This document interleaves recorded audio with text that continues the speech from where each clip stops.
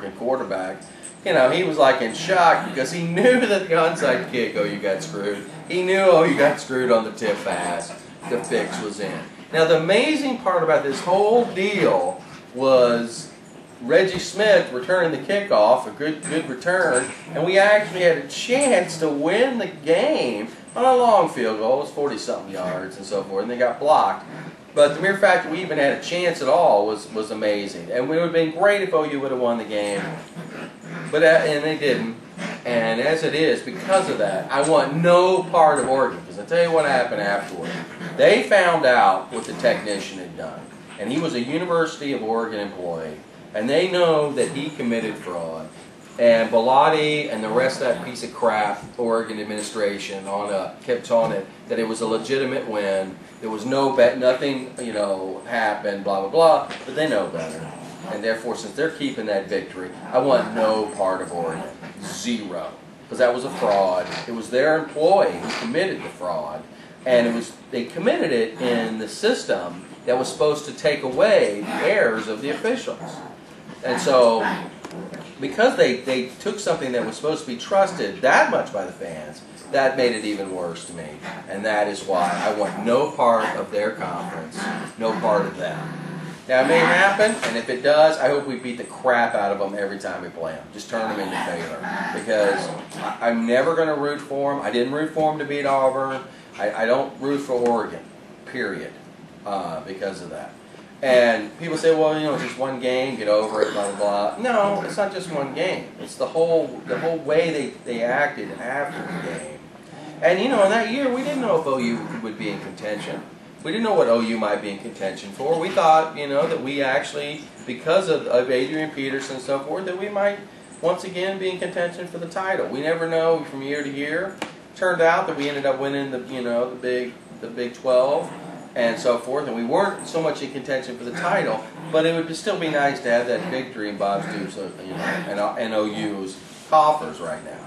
So, get that out. I'm glad I got that off my chest. Let's talk about this coming week. My upset special of the week is a big one. Missed out last week. I went over that in the recap of Middle Tennessee State. I actually thought they had it, and they did have it, but the receiver came down out of bounds at the end of the game. I thought they might score a little bit more against Purdue than they did, but I was very pleased that they made it the game they did. The upset special this week, though, is a big one. And you know, I've been talking about it on the board for a couple days now. And it's going to be Penn State over Bama 10-7 in a mud hole. And I think that the weather is going to rain just enough where both teams are going to be conservative, and they're going to play conservative, and because of that, Penn State's going to get a break, and they're going to win 10-7. Because Bama hadn't found their quarterback yet. If you guys saw any of the highlights of the game last week, they did score a bunch of points, but they didn't look very good. And the quarterback, I think they threw 3 interceptions, and Richardson had, 37 yards rushing. And, you know, they just didn't look like the #2 team in the land. Not yet. Now, they still may end up being the #2 team, but they didn't look it. LSU sure looked the part. I got to give LSU credit. They came out and they took it to Oregon, but I'm not. How good is Oregon really? You know, when you looked at their line, and it just looked like they didn't have it in the trenches, whereas LSU had it. But LSU started losing some guys, so. You know, LSU, we'll see what happens when they go up to West Virginia, or even when they play Mississippi State next Thursday. I think this week that Oklahoma State is going to take care of Arizona again. They beat them last year, and I think they're going to end up doing it again. I'm not sure what the score will be, or even what the line is, but Oklahoma State's offense is looking pretty good. I'm not sure about their defense so much, but Arizona doesn't have it to compete. So I'm pretty sure Oklahoma State's going to take that one.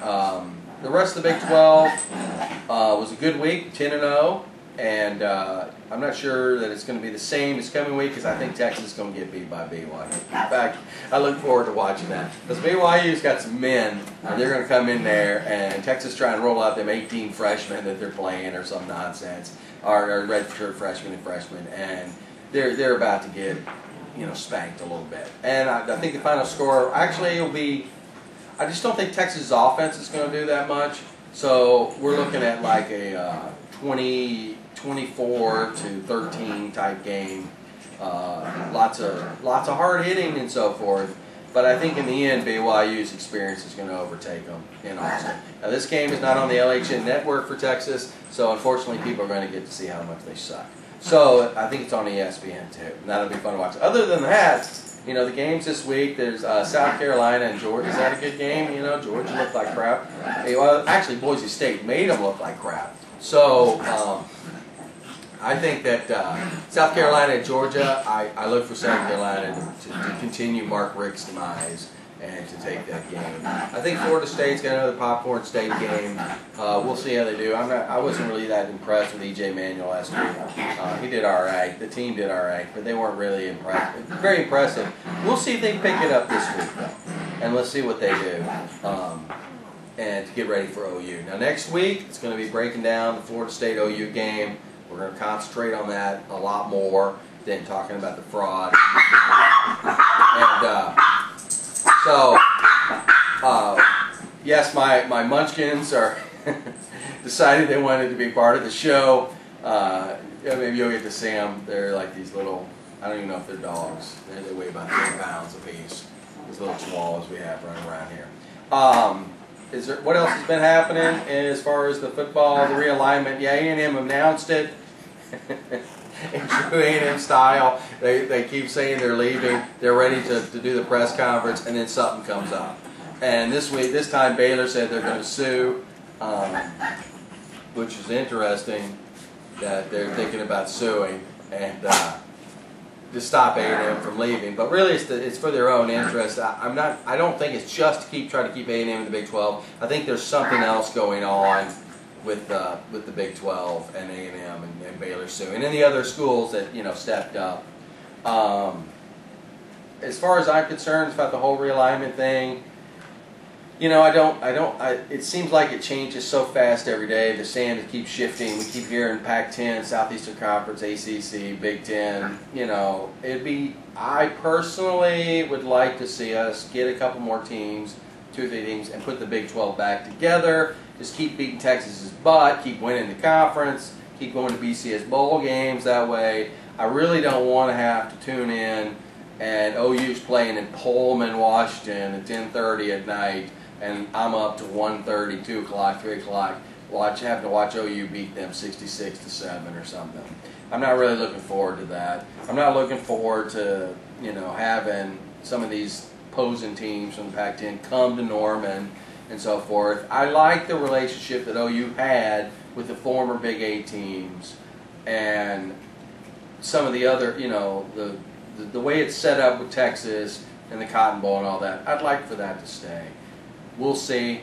We'll probably know more in the next couple of weeks. Boren has already said that. He seems to be very active in what's going to happen. And so with that, we'll just leave it up to him. I'm not sure if our opinions matter that much when you're talking about that much money. So we can voice whatever we voice, and I love the discussions and so forth that's on the board lately, but obviously OU's got to look at for itself. And when Stoops said, some things just change. He's talking about the OU-Texas game. I agree with him to a certain degree. I'd hate to see it go, but I understand when you have the network that Texas is trying to do and things they're pulling, I understand why sometimes you just have to cut ties and go a different way. So with that, OU being off, it's another week of us being #1, adds to our AP total, blah, blah, blah. Next week, though, it's for real. We're going to Tallahassee. It's going to be tough. We'll break that game down, maybe by positions and so forth, and see how OU stacks up. So with that, I'm going to say goodbye. This is Drop All the Bombs. Boomer Sooner, baby. #8 is on the way.